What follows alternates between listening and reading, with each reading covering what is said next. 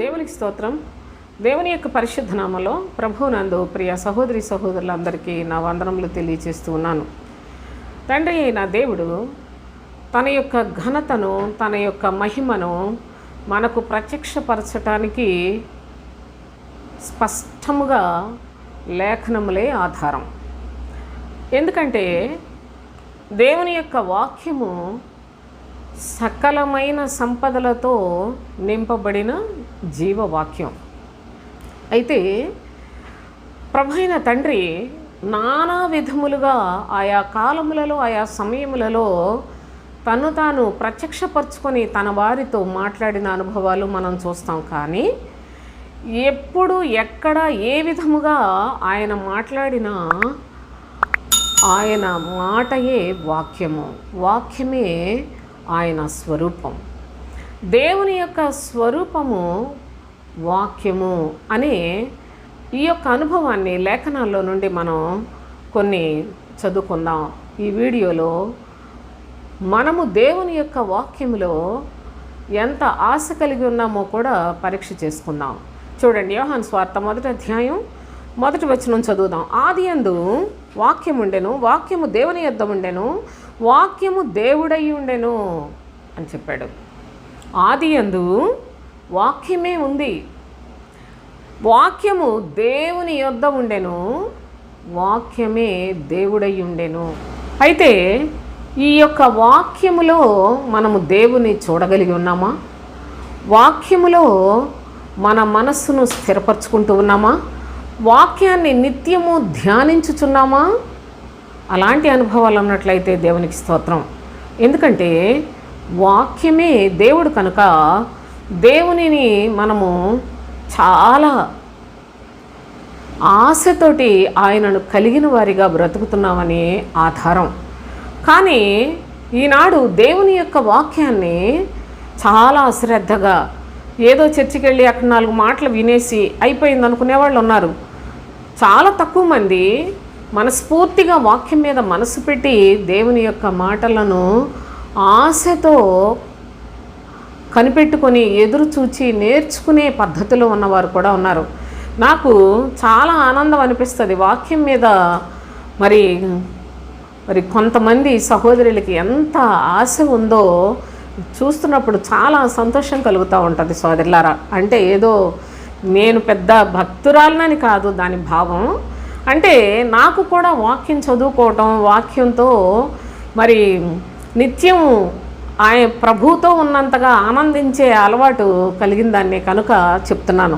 అయితే మనం ఎంత వాక్యాన్ని నేర్చుకోగలిగితే అంత శక్తివంతులం అవుతాం అనే సంగతిని కూడా ఈ సందర్భంగా ఈ వీడియోలో నేను మీకు కొంచెం తేటగా చెప్పాలని ఆశిస్తూ ఉన్నాను. చూడండి, ఆదికాండం 15వ అధ్యాయం, ఆదికాండం 15వ అధ్యాయం 1వ వచనం చదువుదాం. ఇవి జరిగిన తరువాత యెహోవా వాక్యము అబ్రామునకు దర్శనమందు వచ్చి, అబ్రాము భయపడకుము, నేను నీకు కేడెము, నీ బహుమానము అత్యధికమగునని చెప్పాను. మన పితరుడైన అబ్రాము కూడా దేవుని యొక్క వాక్యమే దర్శనమందు వచ్చిందట. అనగా ప్రభువు వాక్యముతో అబ్రామును కూడా దర్శించాడు. దర్శించి, అబ్రామ భయపడకుము, నేను నీకు కేడెము, నీ బహుమానము అత్యధికమవునని చెప్పి అతనితోటి ప్రభువు తెలియచేశాడు. కేవలము వాక్యముతో దర్శించి మాట్లాడాడు కనుక అబ్రాము కూడా ఆ మాటను నమ్మాడు.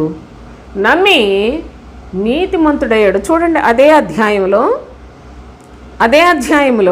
6వ వచనం చూడండి. అతడు యెహోవాను నమ్మెను, ఆయన అది అతనికి నీతిగా ఎంచెను అన్నాడు. ఎప్పుడైతే వాక్యముతో దర్శించి అబ్రాముతో మాట్లాడాడో తండ్రి అయిన దేవుడు, అబ్రాము ఆ మాటను నమ్మాడట. నమ్మాడు గనుక అబ్రాము నీతిమంతుడయ్యాడు సోదరులారా. అనగా దేవుని యొక్క వాక్యమును నమ్ముట ఎంత ఘనతతో కూడిన స్థానాన్ని సంపాదించుకోగలరో ఒకసారి మీరు గమనించండి. ఇదే అబ్రాముగా, జనములకు తండ్రిగా, నీతిమంతుడుగా, దేవునికి స్నేహితుడుగా, అంతేకాదు విశ్వాసులకు తండ్రిగా, సమస్త లోకమునకు ఆశీర్వాదకరమైన వ్యక్తిగా నిలిచి ఉన్నాడు. కనుక దేవుని యొక్క వాక్యమును నమ్మితే ఎంత ధన్యకరమైన జీవితమో మీరు గమనించండి. మనకు తెలుసు, ప్రభువైన యేసుక్రీస్తు లోకంలోనికి వచ్చిన తర్వాత కూడా సజీవులైన వారికి దేవుడను అని చెప్పుకున్నాడు. అబ్రహాం, ఇసాకు, యాకోబుల దేవుడు, సజీవుల దేవుడు అని చెప్తాడు. దరిద్రుడైన లాజరు చనిపోయి అబ్రహాము రొమ్మునకు ఆనుకొనుటకు కొనిపోబడెను అని వ్రాయబడి ఉన్నాయి లేఖనాలలో. అనగా అబ్రహాము ఎంత ప్రాధాన్యత కలిగిన వ్యక్తి సృష్టిలో మీరు గమనించాలి. ఏదో మాకు తెలుసు, ఈ సంగతులన్నీ మాకు తెలుసు అనుకోవద్దు సోదరులారా. మీకు అబ్రహాము ఏ స్థానములో ఉన్నాడో కనిపిస్తున్నాడా? దయచేసి చూడండి. ఎందుకు అతనికి అంత స్థానం వచ్చిందో లేఖనాల్లో స్పష్టంగా వ్రాసాడు. అబ్రాము దేవుని నమ్మెను, అది అతనికి నీతిగా ఎంచబడెను, నీతిమంతులకు తండ్రి అయ్యాడు. నా స్నేహితుడైన అబ్రహాము అని దేవుని చేత పిలువబడిన అంత గొప్పవాడైన అబ్రహాము కేవలము దేవుని యొక్క మాట నమ్మినందున, దేవుని యొక్క వాక్యమును దర్శనమందు విని, అబ్రామా నేను నీకు కేడము అని ప్రభువు చెప్పిన మాట విని, నేను నిన్ను ఆశీర్వదిస్తానని చెప్పిన మాట విని, తన హృదయంలో నమ్మిన ఆ యొక్క మనుషుడే. కానీ దేవుని మాట నమ్మటం వలన దేవునికి స్నేహితుడైన స్థానాన్ని సంపాదించుకున్నాడు. కనుక ఈ వాక్యం యొక్క ప్రాధాన్యత మీరు తెలుసుకున్నట్లయితే మనకు కడవరి దినములలో బ్రతుకుతున్న మన యొక్క జీవితాలలో క్రీస్తు ద్వారా అబ్రహాము సంతానం అయి ఉండే ఒక చక్కని మార్గమును తండ్రి ఏర్పాటు చేసి ఉన్నాడు. కనుక మనము కూడా అబ్రహాము సంతతిలోనికి చేర్చబడి అబ్రహాంకి ఇచ్చిన ఆశీర్వాదాలన్నిటికీ కూడా వారసులము కాగలము అనే సత్యాన్ని ఈ సందర్భంగా లేఖనాలలో మనం గమనించవచ్చు. దేవుని యొక్క వాక్యమునకు ఎంత ప్రాధాన్యతనిస్తే మన జీవితాల్లో మనము కూడా ఎంత శక్తిమంతులం అవుతామో లేఖనాలలో మనం జాగ్రత్తగా మరి గమనిస్తూ విశ్వసిస్తూ వాటిని సంపాదించుకోవాలి అనే సత్యాన్ని ఈ సందర్భంగా నేను మీకు తెలియచేస్తున్నాను. పరిశుద్ధ గ్రంథంలో ఒక ప్రత్యేకమైన అనుభవాన్ని నేను మీకు ఈ సందర్భంగా తెలియచేస్తాను సోదరులారా. 119వ కీర్తన, ఆ కీర్తనలో చాలా సంగతులతో వ్రాయించాడు తండ్రి అయిన దేవుడు. ఎందుకంటే మనం చూడండి, రకరకాల చిన్న షాపులు ఇదివరకు ఉండేవి. కానీ ఇప్పుడు షాపింగ్ మాల్స్ వచ్చేసి ఎక్కడెక్కడ సామానంతా కూడా ఒకే చోట దొరుకుతుందని అందరూ వాటికి వెళ్ళిపోయినట్లుగా 119వ కీర్తన అన్నీ కలిగిన సమృద్ధి కలిగిన అధ్యాయంగా మనం చూడగలం. ఇందులో ప్రత్యేకంగా దేవుని యొక్క వాక్యములో ఎన్ని విధములుగా మనకు దేవుడు అనుగ్రహించడానికి ఇష్టపడుతూ ఉన్నాడో వ్రాయబడింది. కనుక ఈ సందర్భంగా నేను మీకు కొన్ని విషయాలు అవి జ్ఞాపకం చేస్తాను. చూడండి, 119వ కీర్తనలో 24వ వచనం చూడండి. నీ శాసనములు నాకు సంతోషకరములు, అవి నాకు ఆలోచనకర్తలై ఉన్నవి అంటాడు. దేవుని యొక్క వాక్యములో ఎన్ని భాగాలు ఉన్నాయో నేను మీకు ఈ సందర్భంగా తెలియచేస్తున్నాను. నీ శాసనములు అన్నాడు, అనగా వాక్యములో శాసనములు ఉన్నాయి. అవి మనకు ఆలోచనకర్తలు అయి ఉన్నాయి. మన ఆలోచనలు మనకు శ్రేయస్కరమైన పరలోక సంబంధమైన ఆలోచనలను శాసనముల ద్వారా తండ్రి అనుగ్రహిస్తాడు. అంతేకాదు 40వ వచనాన్ని మీరు చూసినట్లయితే, నీ ఉపదేశములు నాకు అధిక ప్రియములు అంటాడు. దేవుని యొక్క వాక్యములో ఉపదేశం ఉన్నది. ఆ ఉపదేశము చాలా ప్రేమగా ఎంచుకున్న వారికి వాటిని ఎంత సంపదగా ఇచ్చాడంటే దేవుడు సోదరులారా, దేవుని యొక్క సన్నిధిలో భక్తుడు కోరుకుంటున్నాడు, నీ ఉపదేశములు నాకు అధిక ప్రియములు. కనుకనే వాటిని విని నేను చాలా జ్ఞానాన్ని సంపాదించుకున్నాను తండ్రి అని మరి ఒక సందర్భంలో తెలియచేస్తాడు. అయితే నేను మీకు ఈ సందర్భంగా అంత వివరణలోకి వెళ్ళను. కానీ చూడండి, ఆ తర్వాత 43వ వచనం చూడండి. నా నోట నుండి సత్యవాక్యమును ఏమాత్రమును తీసివేయకము, నీ న్యాయ విధుల మీద నా ఆశ నిలిపి ఉన్నాను అంటాడు భక్తుడు. నీ న్యాయ విధులు, దేవుని యొక్క వాక్యములు న్యాయ విధులు ఉన్నాయండి. మీరు జాగ్రత్తగా చూడండి, శాసనములు ఉన్నాయి, ఉపదేశం ఉంది, న్యాయ విధులు అని చెప్తున్నాడు. న్యాయ విధులు అంటే మనం ఎప్పుడు ఏ విధముగా నడుచుకోవాలో, ఎక్కడ ఏ విధంగా మాట్లాడాలో, ఎవరిని ఏ విధముగా సన్మానించాలో, ఎక్కడ దేవుని యొక్క న్యాయం ఏం చెప్తుంది, మనుషుల యొక్క అన్యాయపు క్రియలను ఏ విధముగా గుర్తించాలో, సమస్తమైన సంపదలు దేవుని యొక్క న్యాయ విధులలో ఉన్నాయి. అనగా వాక్యమైన దేవునిలో ఉన్న ఈ చక్కని అనుభవాలన్నిటినీ మనము నేర్చుకునేట ద్వారా మనం కూడా శక్తివంతులమై, బలవంతులమై, దేవుని రాజ్య సంబంధులమై, ప్రభువుతో యుగయుగాలు ఉండటానికి తండ్రి మనకి ఎంత చక్కని జీవితాన్ని మన ద్వారా ఆయన ఆశిస్తూ ఉన్నాడో, మనలో ఆశిస్తూ ఉన్నాడో జాగ్రత్తగా మీరు గమనించాలి. నీ యొక్క న్యాయ విధుల మీద నేను ఆశ నిలిపి ఉన్నాను అంటూ ఉన్నాడు భక్తుడు. అందుకనే వాటిని నేర్చుకొనుట, ఆశతో నేర్చుకొనుట చాలా ప్రయోజనకరమైందని తెలియచేస్తున్నాను. 47వ వచనం చూడండి. నీ ఆజ్ఞలను బట్టి నేను హర్షించెదను, అవి నాకు ప్రియములు అన్నాడు. నీ ఆజ్ఞలను బట్టి నేను హర్షించెదను అనగా దేవుని యొక్క ఆజ్ఞలు, వాటిని బట్టి హర్షించే క్రైస్తవ హృదయములు ఎన్ని ఉన్నాయి. నీ ఆజ్ఞలను బట్టి నేను హర్షించేదను. ఆజ్ఞలు పూర్వకాలంలో, ధర్మశాస్త్ర కాలంలో దేవుడు 10 ఆజ్ఞలు ఇచ్చాడు. ముఖ్యమైనవి 10 ఆజ్ఞలు. కానీ క్రొత్త నిబంధనలో తండ్రి చెప్పాడు, క్రొత్త ఆజ్ఞను మీకు ఇచ్చుచున్నాను అని. ఆ ఆజ్ఞలకు అనగా పాత నిబంధనల ఆజ్ఞలకు, క్రొత్త నిబంధనల ఆజ్ఞలకు చాలా భేదం ఉన్నది సోదరులారా. పాత నిబంధనలో ఆజ్ఞలు శరీరమందు ఏ తప్పు చేయటానికి వీల్లేదు అనేలాగా మనకి బోధిస్తాయి.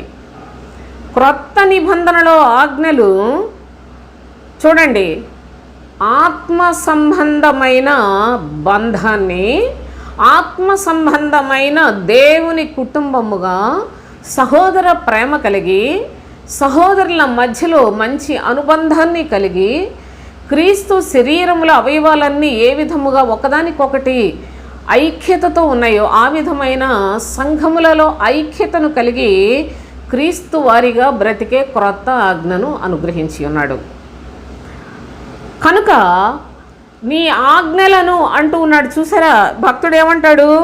నీ ఆజ్ఞలను బట్టి నేను హర్షించేదను అంటాడు. తండ్రి, నీవు పాత నిబంధనలో ఇచ్చిన ఆజ్ఞలు శరీరమందు నన్ను శుద్ధి చేయటానికి పనికొస్తాయి. ఏ చెడుతనం లేకుండా, వ్యభిచారం కాదు, లేకపోయినట్లయితే దొంగతనం కాదు, లేక నరహత్యలు కాదు, లేకుంటే దేవుని యొక్క సన్నిధికి క్రమముగా దేవుణ్ణి మాత్రమే ఆరాధించే విధానంతో బ్రతికే పద్ధతులు, అంతేకాకుండా పొరుగువాడిది ఏది కూడా ఆశించొద్దు అనేలాంటి క్రమశిక్షణతో కూడిన ఆజ్ఞలు ధర్మశాస్త్రంలో పాత నిబంధన కాలంలో తండ్రి అనుగ్రహించాడు. అయితే ప్రభు అయిన యేసుక్రీస్తు వచ్చిన తర్వాత సహోదర ప్రేమ కలిగి ఉండుడి, ఆత్మ సంబంధమైన బంధాన్ని స్థిరముగా కలిగి ఉండుట అనేది ఇప్పుడు మనకు దేవుడిచ్చిన ఆజ్ఞ. కనుక నాకు నీవిచ్చిన ఆజ్ఞలను బట్టి నేను హర్షించెదను అని ఎంతమంది హర్షిస్తున్నారండి? ఎంతమంది ప్రభు ఇచ్చిన ఆజ్ఞలను పాటిస్తున్నారు? అసలు విని వెళ్ళిపోయేవాళ్లే కానీ ఈ చెవిలో వింటారు, ఆ చెవి నుంచి విడిచిపెట్టేసిన పరిస్థితులు. చర్చిలో కూర్చొని కొంచెంసేపు దేవుని మాటలు విని ఇంటికి వెళ్ళిపోయిన తర్వాత ఎవరి ఇష్టం వచ్చినట్లు వాళ్ళు చాలా స్వేచ్ఛాపరులుగా బ్రతికే పద్ధతులకు అలవాటు పడ్డారు. కానీ దేవుని ఆజ్ఞ మీద ఆశ పెట్టుకొని దేవుని ఆజ్ఞలను బట్టి హర్షించే వాళ్ళు ఎవరున్నారు సోదరులారా? ఒకవేళ ఉన్నట్లయితే మీ జీవితాలు ఎంతో ధనీకరమైనవి. చూడండి, ఆ తర్వాత మరి ఒక అనుభవాన్ని చదువుకుందాం. 54వ వచనంలో, యాత్రికుడనైనా నేను నా బసలో పాటలు పాడుటకు నీ కట్టడలు హేతువులాయను అంటాడు. నీ కట్టడలు హేతువులాయనంటాడు. ప్రభు యొక్క వాక్యములో కట్టడలు ఉన్నాయి. నువ్వు అటు చూడొద్దు, ఇటు చూడొద్దు, ఇక్కడ కూర్చోవద్దు, అక్కడ కూర్చోవద్దు, ఆ పని చేయొద్దు, లోకస్తుల వలె బ్రతకొద్దు, శరీర సంబంధమైన బ్రతకొద్దు, శరీరము దాని ఇచ్చలను చంపివేసుకోమనే కట్టడలు దేవుని యొక్క వాక్యములో ఉన్నాయి సోదరులారా. ఈ యొక్క క్రైస్తవ జీవితంలో చక్కగా దేవుని కట్టడలను అనుసరించి నడుచుకునే వారి యొక్క జీవితం ఎలా ఉంటుందో తెలుసా? యాత్రలో చక్కగా నేను పాటలు పాడుకోవటానికి అంటాడు చూడండి, నా బసలో పాటలు పాడుటకు నీ కట్టడలు హేతువులాయను అంటాడు. కనుక ఈ విధమైన సంతోషకరం పాటలు ఎప్పుడు వస్తాయి? సంతోషంగా ఉన్నప్పుడే కదా. సంతోషకరమైన జీవితాన్ని ప్రభు కట్టడలు అనుసరించి వారు జీవించగలరు అనే అనుభవాలు తెలియచేస్తున్నాడు. మరి యొక్క అనుభవాన్ని చూస్తే చూడండి, 160వ వచనం చదువుకుందాం. నీ వాక్య సారాంశము సత్యము అని తెలియచేస్తున్నాడు. దేవుని యొక్క వాక్యము, ఈ వాక్యములో ఆజ్ఞలు ఉన్నాయి, కట్టడలు ఉన్నాయి, ఈ యొక్క ఉపదేశములు, శాసనములు ఉన్నాయి, న్యాయ విధులు ఉన్నాయి. దేవుని యొక్క సర్వ సమృద్ధి కలిగిన సంగతులన్నీ కూడా దేవుని వాక్యములో ఉన్నాయి. ఈ వాక్యము దేవుని యొక్క స్వరూపం సోదరులారా. దేవుని యొక్క స్వరూపము వాక్యములో నుండి మనము చూస్తూ ఉన్నాం. వాక్యములో నుండి సమస్తమైన వివేకముతో కూడిన సంగతులు, జ్ఞానయుక్తమైన సంగతులు ప్రభు మనకు నేర్పిస్తున్నాడు. అంతేకాకుండా 105వ వచనం కూడా చదువుకుందాం. 105వ వచనంలో, నీ వాక్యము నా పాదములకు దీపమును నా త్రోవకు వెలుగునై ఉన్నది అంటాడు. అనగా దేవుని యొక్క వాక్యము లేకపోయినట్లయితే మనుషులు దీపము లేని వారిగానే వారి బ్రతుకులు ఉంటాయి. ఈనాడు దేవుని వాక్యాన్ని ఎన్నడూ చూడని వినని ప్రజలు ఎందరో ఉన్నారు సోదరులారా. వాళ్ళందరూ ఎంత కటిక చీకట్లో ఉన్నారో గమనించండి. నీ వాక్యము వెల్లడి అయితేనే కదా ప్రభువా వెలుగు కలుగుతుంది. నీ వాక్యమే కదా నా పాదములకు దీపము. చూడండి, ఆ మాట కూడా చెప్తాడు 130వ వచనంలో, నీ వాక్యములు వెల్లడి ఎగుట తోడనే వెలుగు కలుగును, అవి తెలివి లేని వారికి తెలివి కలిగించును. అసలు నీ వాక్యం బయటకు వస్తేనే కదా వెలుగొచ్చేది అంటున్నాడు. అంటే వాక్యము లేని వారందరూ చీకటి వారే, చీకటిలోనే బ్రతుకుతున్నారు. చీకటిలో నడుచువాడు వాడు ఎక్కడికి వెళ్ళిపోతున్నాడో వారికి తెలియదు. అంత భయంకరమైన చీకటిలో ఈనాడు లోకమంతా ఉంది. అంతేకాదు, అది తెలివి లేని వారికి వాక్యము తెలివి కలిగిస్తుందట. తెలివి లేని మనుషులకు తెలివినిస్తుంది. అందుకనే ఈనాడు అసలు క్రైస్తవ్యం వద్దు, దేవుడు నమ్ముకోవటం వద్దు, అసలు యేసుప్రభు పేరే వద్దని యేసుప్రభుని తిట్టించి అవమానపరిచి రిజర్వేషన్లు తీసేసి, లేకపోయినట్లయితే చర్చెస్ పడగొట్టి రకరకాల ఈ తిప్పలన్నీ ఎందుకు పడుతున్నారో తెలుసా? సాతానుడు, ఈ లోకాధికారి అయిన సాతాను వాడి మనుషుల ద్వారా రకరకాల పనులు చేయిస్తాడు. ఎందుకంటే ప్రజలకు తెలివితేటలు రాకూడదు. వాక్యం ఎక్కడుంటే అక్కడ తెలివి వస్తుంది.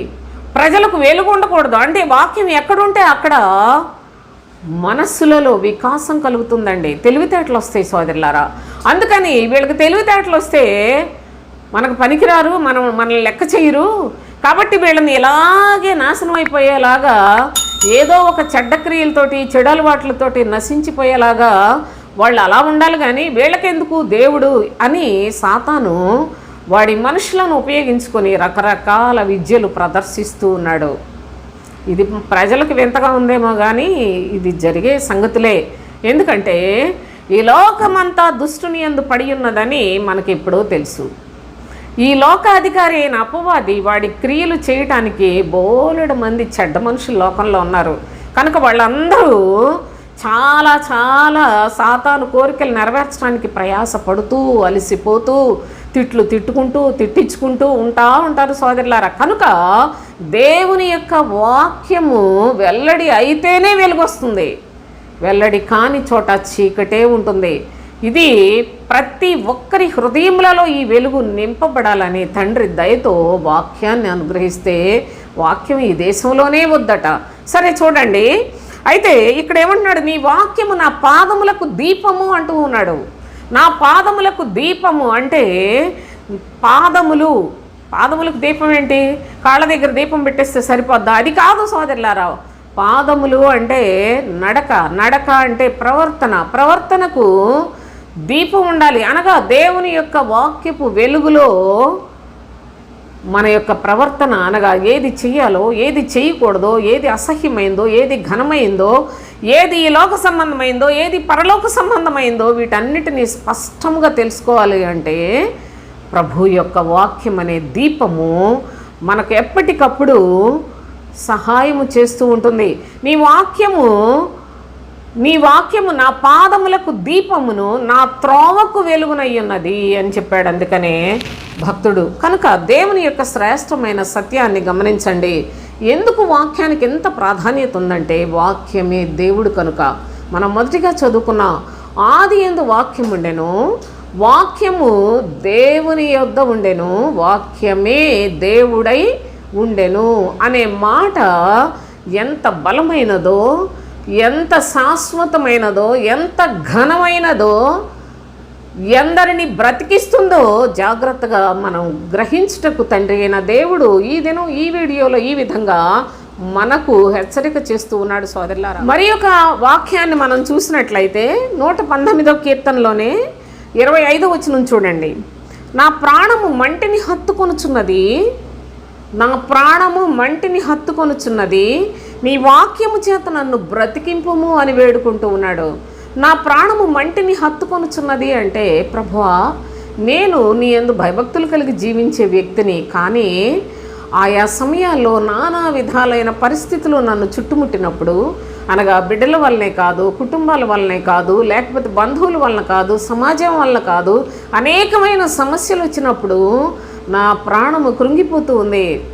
నేను నీ యందు నమ్మిక ఉంచిన వాడను, కానీ నేనెందుకో మనుష్యమాత్రుడను కనుక బలహీనుడనైపోతూ ఉన్నాను. కనుక నా ప్రాణము మంటిని హత్తుకొని ఉంటుంది.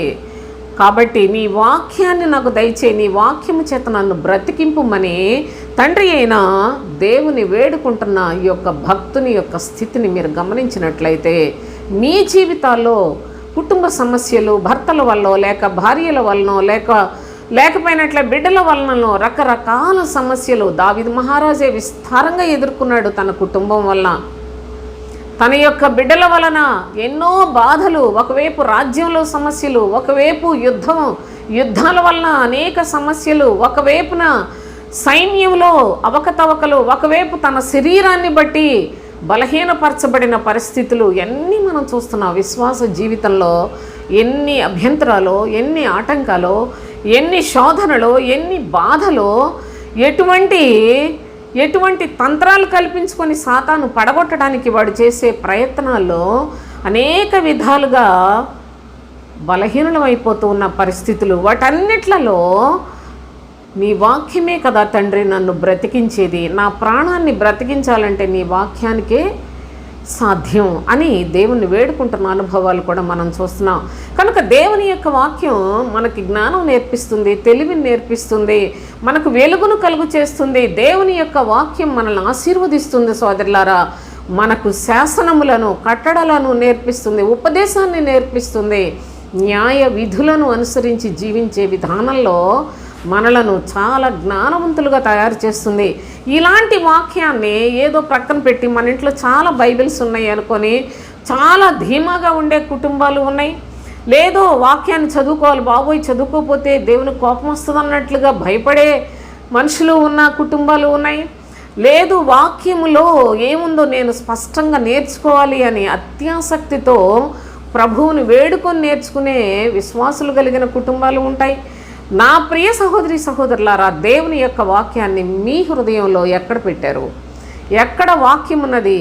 దేవుని యొక్క వాక్యము సజీవముగా మనలో నిలిచి ఉండునట్లుగా మనం బ్రతకటానికి తండ్రి మనకి ఎన్నో విధాలుగా సహాయపడుతూ ఉన్నాడు. మనం ప్రారంభించలా, మన ముందు పరిశుద్ధులు హేబేల్ మొదలుకొని ఎందరో సాక్షులు దేవుని యొక్క వాక్యాన్ని అనుసరించుట ద్వారా, దేవుని మాటను ప్రేమించుట ద్వారా, దేవుని ప్రేమించుట ద్వారా ప్రాణాలు కోల్పోయారు. ఈ కాలమందన్న వారులారా, మీరు దేవుని యొక్క మాట ప్రకారంగా జీవించకపోయినట్లయితే హేబేలు రక్తం మొదలుకొని బరకయ్య కుమారుడైన జకరియా రక్తం వరకు ఈ తరం వారి మీదకి పరిశుద్ధులందరి రక్తం వస్తుందని చెప్పి ప్రభు అయిన యేసయ్య కూడా చెప్పాడు. కనుక మన యొక్క జీవితాల్లో మన మట్టుకు మనం భక్తి కలిగిన వారముగా భావించుకొని మోసపోకుండా వాక్యము మనము ఎంత సంపాదించుకుంటున్నాం, ఎంత నేర్చుకుంటున్నాం. ఏదో బోధకుడు ఏదో చెప్పాడు కదా అయిపోయింది, వేళకు భక్తి అయిపోయినట్లుగా ఇదే భక్తి అన్నట్లుగా చాలామంది నష్టపోతున్న పరిస్థితులు కూడా చూస్తున్నాం. కానీ వాక్యాన్ని నిత్యము ధ్యానించుట, దివారాత్రులు ధ్యానించే అనుభవానికి మనలో ఎంతమంది హృదయాలు అలవర్చుకున్నాయి, లేక ఇప్పటి నుంచైనా సిద్ధపడటానికి ఇష్టపడుతూ ఉన్నాయి? వాక్యాన్ని విని విడిచిపెట్టేవారు ఎందరున్నారు సోదరులారా? వాక్య ప్రకారంగా జీవించే వాళ్ళు ఎంత తక్కువ మంది ఉన్నారో. ఈ విషయాలన్నిటినీ కూడా జాగ్రత్తగా మనం పరిశీలన చేసుకోగలిగి ఉండాలి. మనము దేవుని యొక్క వాక్యానికి నిదానించి చూచి ప్రతి విషయాన్ని స్పష్టంగా నేర్చుకునటం ద్వారా దేవుని యొక్క శక్తిని సంపాదించుకుంటాం. అనగా దేవుని కలిగిన వారిగా మనము బయటికి ఏదో ఒక స్త్రీగా, ఒక పురుషుడిగా కనిపించవచ్చు, కానీ మనలో ప్రభు నివాసం చేస్తే ఆ జీవితం ఎంత మనోహరమైన జీవితమో అది రుచి చూచి తెలుసుకునే వారిగా మనం బ్రతకాలని తండ్రి అయిన దేవుడు ఈ వీడియోలో ఈ సంగతులు మనకు హెచ్చరిక చేస్తున్నాడు. దయచేసి ఈ విషయాలను మీరు గమనించాలని కోరుకుంటున్నాను. అయితే చాలామంది దేవుడు ప్రేమ కలిగిన వాడు, దేవుని యొక్క వాక్యం చదువుకుంటే మనకేదో బాగుంటుంది, కలిసి వస్తుంది అని భ్రమలో ఉన్నవారు కూడా చాలామంది నేను చూస్తూ ఉంటాను. అయితే దేవుని యొక్క సత్యవాక్యంలో ప్రభు అయిన తండ్రి ప్రవక్త అయిన యెషయా ద్వారా ఏం చెప్తున్నాడో ఒక మాట చదువుకుందాం. యెషయా గ్రంథం 33 అధ్యాయం 14 వచనం చూడండి. సియోనులోనున్న పాపులు దిగులు పడుచున్నారు. సియోనులోనున్న పాపులు అనగా దేవుని యొక్క సంఘములలో ఉంటూనే పాపములు చేయుచున్న వారలారా, లోకాశలు కలిగిన వారలారా, శరీరాశుల నేత్రాశలతోటి మీ బ్రతుకులను దేవునికి విరోధంగా తయారు చేసుకుంటున్న వారలారా, శరీరాశ నేత్రాశ జీవపడము ఇవి దేవుని వల్ల కలిగినవి కావు, ఇవి సాతానుడు పుట్టించాడు. కానీ సాతానుడు వాడి ప్రేరేపణలకు లోబడిపోయి సంఘాల్లో పాస్టర్లు నేర్చుకుంటున్నాం అనుకొని చెప్పుకుంటున్న విశ్వాసులు అందరూ కూడా శరీరాశలతోనే నేత్రాశలతో జీవపడంబంతో జీవిస్తున్నారు. మీరందరూ దేవుని మనుషులేనా? జాగ్రత్తగా. అందుకే అంటున్నాడు, సియోనులోనున్న పాపులు దిగులు పడుచున్నారు, వణకు భక్తిహీనులను పట్టెను అన్నాడు. వణకు ఇక భక్తిహీనుల యొక్క స్థితి. పైకి భక్తి కలిగినట్టు ఉంటారు, దాని శక్తిని ఆశ్రయించని భక్తులందరూ కూడా వీళ్ళందరూ భక్తిహీనులు. వాళ్ళ మట్టికి వాళ్ళు భక్తులు అనుకుంటున్నారు, కానీ దేవుని యొక్క దృష్టిలో భక్తిహీనులు. వీళ్ళందరికీ వణుకు పుట్టించేస్తుందట దేవుని యొక్క వాక్యం. దేవుని యొక్క వాక్యములో ఉన్న అనుభవాన్ని మీ హృదయంలో చేర్చుకోకుండా సియోనులోనే ఉంటూ, అనగా సంఘములో ఉన్నాం, దేవుని నమ్ముకున్నాం, బాప్తిసం తీసుకున్నాం అనుకొని పాపం చేస్తే మీ బ్రతుకంతా దిగులుతోటే చస్తారు. జాగ్రత్త. కానీ భక్తిహీనులందరూ వణికిపోతూనే బ్రతుకుతారు సోదరులారా, వాళ్ళు చచ్చే వరకును. చివరికి వాళ్ళకి మిగిలేది నాశనమే. చూడండి, ఎందుకంటే మనలో ఎవడు నిత్యము దహించు అగ్నితో నివసింపగలడు? మన ప్రభు యొక్క మాట నిత్యము దహించే అగ్ని. జ్ఞాపకం పెట్టుకునండి.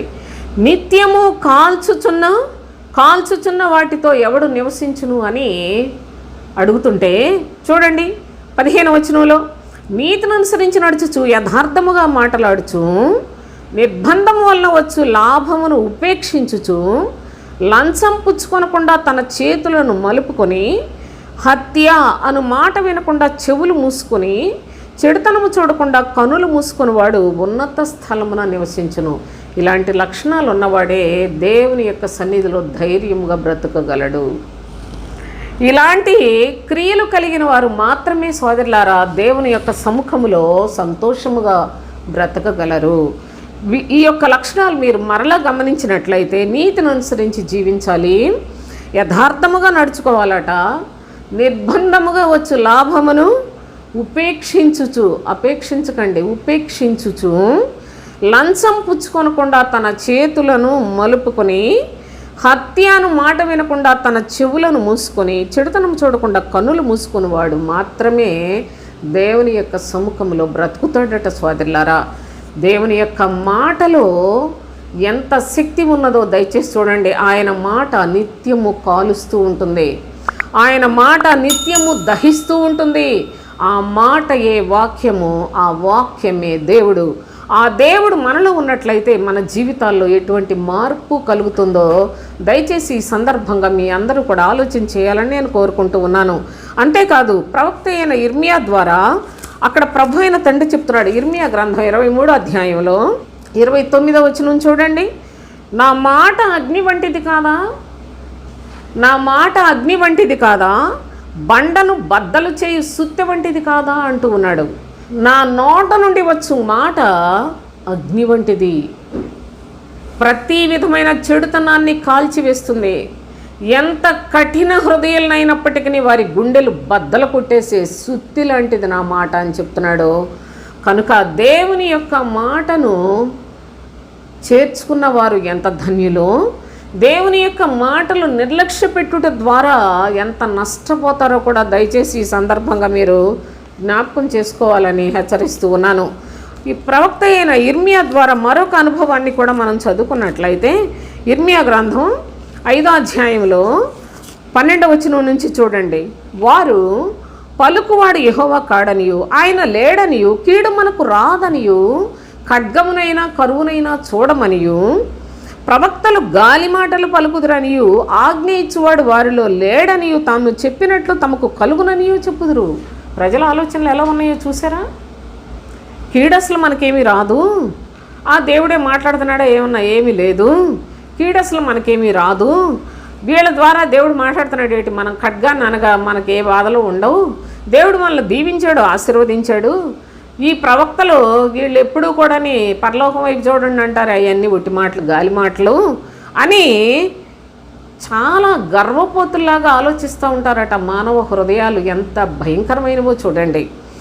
అందుకని ప్రభు ఏమంటున్నాడో తెలుసా? కావున సైన్యములకు అధిపతి యెహోవా ఇలాగ సెలవిచ్చినాడు, వారు ఈ మాటలు పలికినందున నా వాక్యములు వారిని కాల్చునట్లు, నా వాక్యములు వారిని కాల్చుతాయి, కాల్చునట్లు నీ నోట వాటిని అగ్నిగాను, భక్తుని నోట నుండి దేవుడు అగ్నిని కురిపిస్తాడు. సోదరులారా జాగ్రత్త, నీ నోట వాటిని అగ్నిగాను, ఈ జనమును కట్టెలుగాను నేను చేసేదను అంటున్నాడు. ప్రజలందరూ ఆ అగ్నికి కాలిపోతారు. కట్టెలు మరి అగ్ని కాలవా? ప్రవక్త నోట నుండి వచ్చే మాటలకు దేవుడు ఆ మాటలను అగ్ని వలె కురిపిస్తూ ఉంటే కట్టెల లాంటి మనుషులు వారి చెడుతనమును బట్టి కాలిపోతారు అని తెలియచేస్తున్నాడు. ప్రవక్త అయిన హోషేయ ద్వారాగా కూడా తండ్రి అయిన దేవుడు తెలియచేసిన మాట హోషేయ గ్రంథంలో, హోషేయ గ్రంథం 6వ అధ్యాయంలో 5వ వచనం చూడండి. కాబట్టి నేను చేసిన తీర్పులు వెలుగు వలె ప్రకాశించినట్లు ప్రవక్తల చేత నేను వారిని కొట్టి బద్దలు చేసేదను. ప్రవక్తల చేత నేను వారిని కొడతాను, బద్దలు చేస్తానని చెప్తున్నాడు. నా నోటి మాటల చేత వారిని వధించి ఉన్నాను అంటూ ఉన్నాడు. ప్రభు యొక్క నోటి మాటలట ఈ అబద్ధికులందరినీ, దేవుని వాక్యాన్ని నిర్లక్ష్యపెట్టు వారందరినీ వధించి పడేస్తాయి. సోదరులారా జాగ్రత్త. వధించుట అంటే మీకు తెలిసి నేను ప్రత్యేకంగా చెప్పక్కర్లేదు.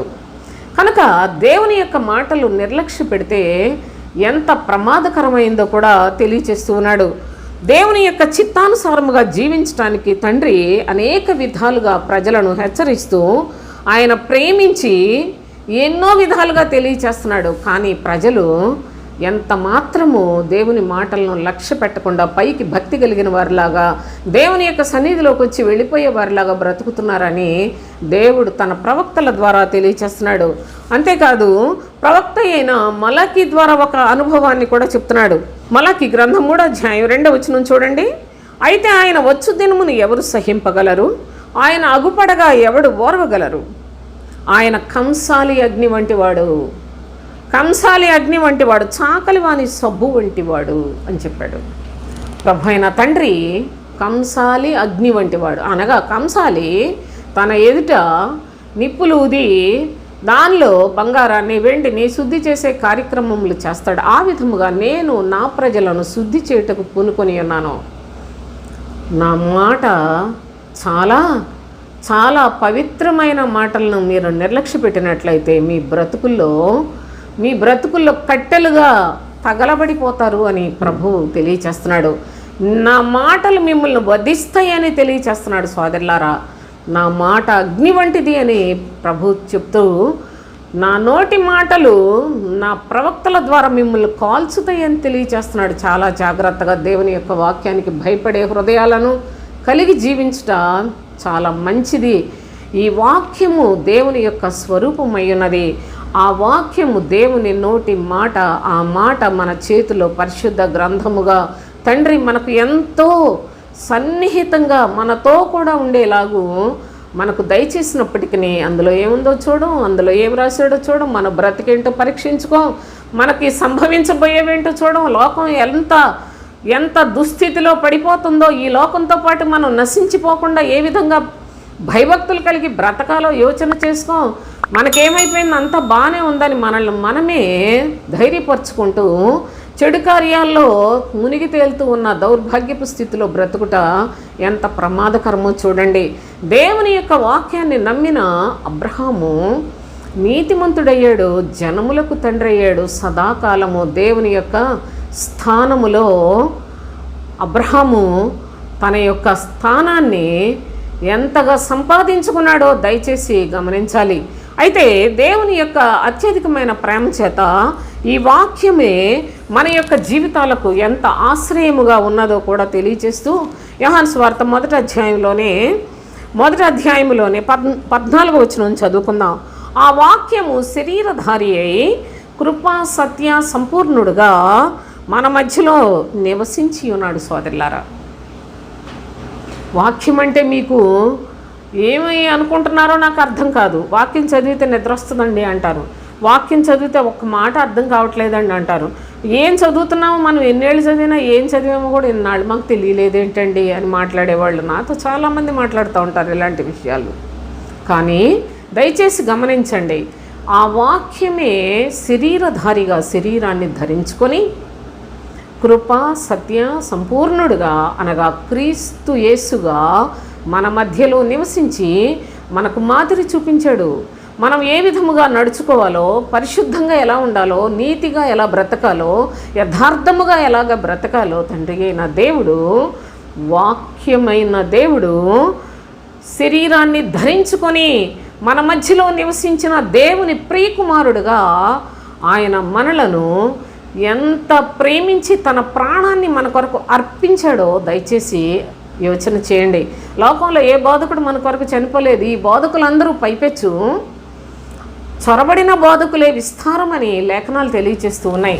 అనగా దేవుని యొక్క సేవ అనే, లేక గొర్రెల దొడ్డి అనే గొర్రెల దొడ్డిలో దొంగలు దోచుకుని వారు చొరబడిపోయారు. సోదరులారా, వాళ్ళు కాపర్లు కారు. ప్రభైన క్రీస్తు మంచి కాపరిగా మన కొరకు ప్రాణం పెట్టాడు.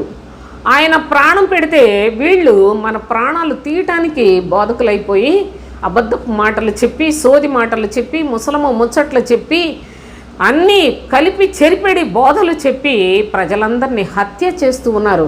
దొంగతనమును, హత్యను, నాశనము చేయుటకు వచ్చును కానీ మరి దేనికి రాడని యేసయ్య చెప్పలేదా? దయచేసి ఆలోచన చేసుకునండి. ఈ బోధకుల మాటలు వినేసి వీళ్ళల్లో ప్రభు చేత పంపబడిన బోధకుడు ఉంటే వినండి తప్పకుండా. కానీ అందరూ చొరబడిన దొంగ బోధకులు విస్తారముగా ఉన్నారు. వాళ్ళ శరీరాలు, వాళ్ళ క్రియలు, వాళ్ళ ప్రవర్తన, వాళ్ళ అందం కోసం వాళ్ళు ప్రాకులాట, వాళ్ళు వేసే బట్టలు, వాటి ఖరీదు, ఇవన్నీ కూడా దేవుని యొక్క లేఖనాలకు వ్యతిరేకం. సోదరులారా, కానీ ఈనాడు బోధకులందరూ ఎంత ప్రయాసపడుతూ, ఎంత అబద్ధపు మాటల్ని, మాయ మాటల్ని బోధిస్తూ, క్రీస్తును గురించి వాళ్ళకి ఏమీ తెలియదు. క్రీస్తు బోధను బోధించేవాడు నాకైతే ఇంతవరకు ఒక్కడ కూడా కనిపించలేదు. ఎంత భయంకరమైన దుస్థితిలో ఈనాడు క్రైస్తవ జనాంగము కొనూపిరితోటి కొట్టుకులాడుతూ ఉన్నాయి. అనేకులు ఇప్పటికే చంపబడ్డారు కూడా. సోదరులారా, కొనూపిరితో ఉన్నవాళ్ళు కనీసము మంచి సమరయుడు ఏ విధముగా చేరదీశాడో ఆ విధముగా లేఖనములతో మీ గుమ్మంలోనికి వచ్చి మీకు సహాయపడుతున్నా, ఇవి మాకు కాదు అనుకుంటూ చాలా ధైర్యంగా భక్తి కలిగిన వారమని మిమ్మల్ని మీరే మోసం చేసుకుంటూ వెళ్ళిపోతున్నారేమో పరీక్ష చేసుకునండి. దేవుని యొక్క సన్నిధిలో సత్యమైన వాక్యాన్ని వింటున్నారా? వాక్యం చదువుతున్నప్పుడు మీ హృదయములలో ప్రభువు మీతో మాట్లాడే పరలోక సంబంధమైన నిరీక్షణతో కూడిన సంగతులు మీకు గ్రహించగలుగుతున్నారా? దేవుని యొక్క సత్యాన్ని వివరించి బోధిస్తున్న ఈ సమయాన్నైనా కనీసం సద్వినియోగం చేసుకోవడానికి మనస్సు నిలుపుతున్నారా? సోదరులారా, దయచేసి ఆలోచన చేసుకొనండి. దేవుని యొక్క చిత్తానుసారముగా మనము బ్రతుకుట తండ్రికి ఎంతగా ఆశతో ఎదురు చూస్తున్నాడో ఎప్పుడైనా మనోనేత్రంతో చూచారా మీరు? నా ప్రభువు నా కొరకు చేతులు చాచి చూస్తున్నాడని ఎప్పుడైనా మనస్సు పెట్టి యోచన చేశారా సోదరులారా? నేను ఏ విధము చేతనైనా మార్పు చెంది లోకాన్ని జయించి శరీరాన్ని జయించి పరలోకానికి వెళ్ళాలని నా ప్రభు నా కొరకు సిలువ మరణం పొంది ఉన్నాడని నిజముగా ప్రభు సన్నిధిలో యోచించుకుంటున్నారా? ఆలోచన చేసి దయచేసి ఈ సమయాన్నైనా సద్వినియోగం చేసుకుంటారని మిమ్మల్ని వేడుకుంటూ మీకు తెలియజేస్తూ ఉన్నాను. అయితే ఆయన శరీరాన్ని ధరించుకున్నాడు. ఆయన అనగా వాక్యము శరీరాన్ని ధరించుకొని కృపా సత్య సంపూర్ణుడుగా మన మధ్యలోనికి వచ్చాడు. వాక్యమే దేవుడు, వాక్యమే దేవుని యొక్క ప్రియకుమారుడుగా వచ్చాడు. వాక్యమే పరిశుద్ధాత్ముడుగా మనకు సంచకరువుగా దేవుని యొక్క కృపను పొందిన ఆ యొక్క పరిశుద్ధ జనాంగముగా మనం మార్పు చెందటానికి అతి అనుగ్రహము పొంది ఉన్నామనే విషయాన్ని కూడా నేను మీకు ఈ సందర్భంగా తెలియజేస్తాను. కొరింథీయులకు రాసిన 2వ పత్రిక 1వ అధ్యాయం 22వ వచనం చదువుకుందాం. ఆయన మనకు ముద్ర వేసి మన హృదయములలో మనకు ఆత్మ అను సంచకరువును అనుగ్రహించి ఉన్నాడు.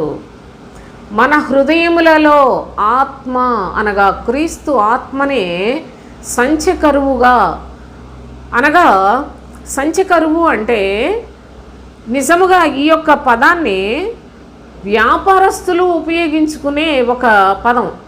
నీకు నేను కొంత అమౌంట్ ఇస్తే దీన్ని ఉపయోగించి ఎక్కువ సంపాదించే అలాంటి అనుభవం సంచకరువు అంటే.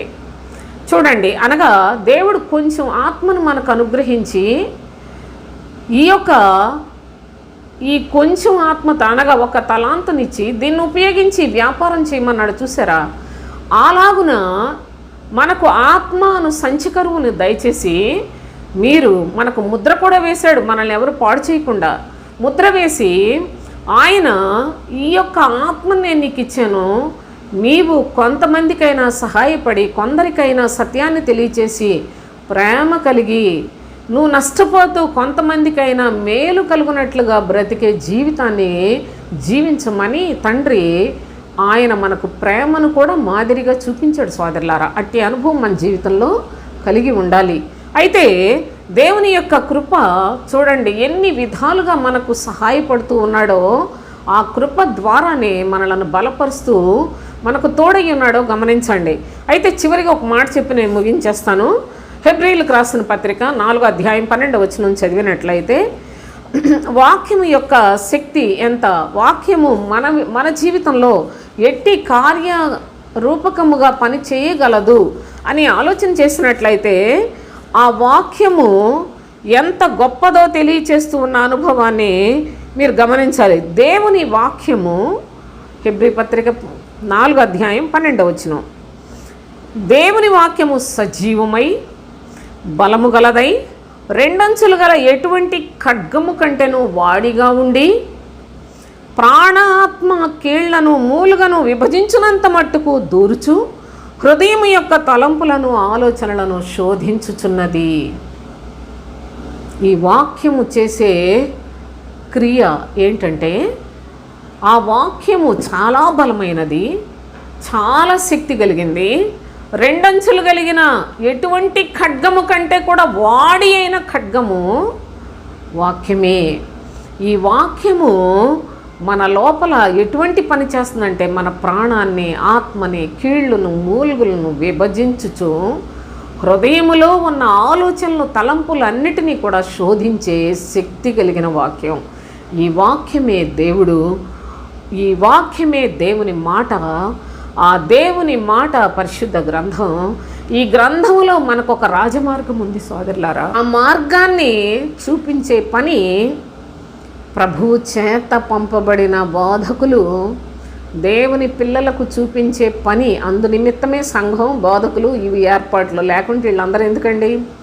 వాళ్ళు గొప్పవాళ్ళు అయిపోయి పేరు ప్రతిష్టలు సంపాదించుకొని ధనము సంపాదించుకొని ప్రజలను భ్రష్టులుగా చేస్తున్న వాళ్ళు ఎంత శాపగ్రస్తులో కూడా మీరు గమనించాలి.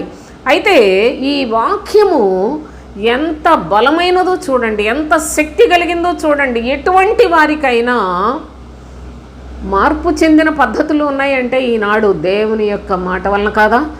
ఆ విధముగా త్రాగుబోతులు, వ్యభిచారులు, దొంగలు, దుర్మార్గులు, హంతకులు, ఎంతో భయంకరమైన దురాచారాలతో మూలుగుతున్న వాళ్ళందరూ కూడా మారి దేవుని సన్నిధికి వస్తే, దేవుని సన్నిధికి వచ్చిన వాళ్ళని మరలా అబద్ధ బోధకులు వాళ్ళని శరీర సంబంధులుగా చేయట ఎంత శాపం సోదరులారా. కనుక దేవుని వాక్యం మీద ఆశ పెట్టుకోనండి, దేవుని మాట మీద నమ్మికేంచండి. దేవుని వాక్యమును నమ్మి నీతిమంతుడైన అబ్రహామును చూడండి.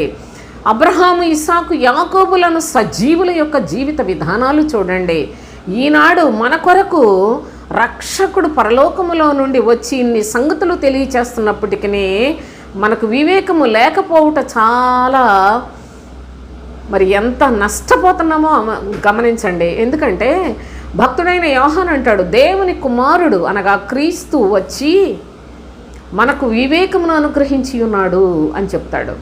ఆయన మనకు వివేకమును అనుగ్రహించిన ఆయనను చూడకుండా ఈ బోధకులు ఏం చేస్తున్నారంటే వాళ్ళను చూసుకునేలాగా వాళ్ళ సౌకర్యాలు, వాళ్ళ సదుపాయాల కోసం ప్రజలను తయారు చేసుకుంటున్నారే కానీ దేవుని రాజ్యము కొరకు సిద్ధపరిచే మార్గంలో ప్రజలను నడిపించుట లేదు అని ఇన్ని సంగతులు ప్రభు తెలియచేస్తున్నాడు. కనుక దేవుని వాక్యము మనము హృదయంలో చేర్చుకున్నట కాదు సోదరులారా, మన పెదవులలో చేర్చుకున్నట కాదు, మన యొక్క జీవితానికి ప్రాణాధారంగా మన ఊపిరి దేవుని యొక్క వాక్యమే, మనకు ఆశ్రయకర్త దేవుని యొక్క వాక్యమే అనగా దేవుడే. మన సమస్తమును ఈ లోకంలో తల్లి గర్భంలో నుంచి పుట్టిన ప్రతివాడు మట్టి అయిపోవలసిందే, చావలసిందే కదా. ఎవ్వరూ కూడా ఈ లోకంలో ఉండిపోయిన వాళ్ళు లేరు కదా. ఎంతమంది గర్విష్ఠులను చూస్తున్నాం, దేవుని ఆలయాలు పడగొడుతున్నారని, దేవుని యేసుప్రభు పేరు లేకుండా చేయాలని, అసలు ఈ లోకంలో యేసుప్రభు పేరే లేకుండా చేయాలనుకున్నంత దుర్మార్గమైన దుష్టుడు వాడి సంబంధులందరూ కూడా ఎన్నో విధాలుగా యుద్ధం ఆడుతున్నప్పటికీ ప్రభు యొక్క స్థిరమైన పునాది నిలకడగా ఉంటుంది. జాగ్రత్తగా లేఖనాలు పరిశీలించండి. దేవుని పిల్లల్ని ఎవ్వడేం చేయలేడు. భక్తిహీనులు చెదిరిపోతారు, సియోనులోనున్న పాపులు కూడా దిగులు పడతారు. కానీ సోదరులారా, భక్తిహీనులందరూ వణుకుతూ వాళ్ళ చావు వాళ్ళు చావలసిందే. కానీ దేవుని యొక్క పిల్లలకు ప్రభువు నిలకడగా ఉండే శక్తినిస్తాడు. కనుక వాళ్ళ తల వెంట్రుకలు ఒకటైనా ప్రభు యొక్క పర్మిషన్ లేనిదే రాలిపోదు. కనుక దేవుని యొక్క పిల్లలుగా వాక్యాన్ని విశ్వసిద్దాం, వాక్యాన్నే ప్రేమిద్దాం, వాక్యమై ఉన్న క్రీస్తును మనము వెంబడిద్దాం. క్రీస్తు రాజ్యములో యుగయుగాలు జీవించే పరిశుద్ధమైన బ్రతుకులు మనము ప్రతి దినము కూడా మన సిలువను ఎత్తుకొని ప్రభువును వెంబడించి ఆ రాజ్యములో పౌరస్థితిని సంపాదించుకుందాం. దయచేసి ఈ లేఖనాలు కొందరికైనా షేర్ చేయండి, కొందరికైనా సహాయపడండి. మీ జీవితంలో ప్రభువు కొరకు మీరు కూడా ఒక సాక్ష్యాన్ని సంపాదించుకొని ఆయన బిడలుగా బ్రతకడానికి సిద్ధపరచుకోనండి. తండ్రి అయిన దేవుని యొక్క కృప, ప్రభు అయిన క్రీస్తు యొక్క ప్రేమ మనలను బలవంతం చేస్తూ ఉంది. కనుక మనము కూడా దేవునికి ఇష్టలుగా బ్రతకడానికి సిద్ధపరచుకుందాం. మరి దేవుని యొక్క చిత్తానుసారముగా వాక్యమయ్యున్న దేవుని వాక్యము, దేవుని యొక్క స్వరూపము అనే సత్యాన్ని విశ్వాసముతో పరిశుద్ధ గ్రంథాన్ని మరి మీకు సమయము దొరికిన కొలది వాక్యాన్ని చదువుకొని వాక్యంలో ఆనందించడం, వాక్యం కొరకే జీవించడం, వాక్యాన్ని గ్రహించే శక్తినిమ్మని ప్రార్థన చేసుకుంటూ ప్రభు కొరకు సిద్ధపడదాం. మీ అందరికీ ఒక సహాయకురాలుగా ఈ విషయాలు తెలియచేయటానికి తండ్రి నాకు అనుగ్రహించి అనుమతి ఇచ్చిన ఈ సమయానికే దేవునికి స్తుతులు చెల్లిస్తూ మరి ముగించేస్తాను. దేవునికి స్తోత్రం.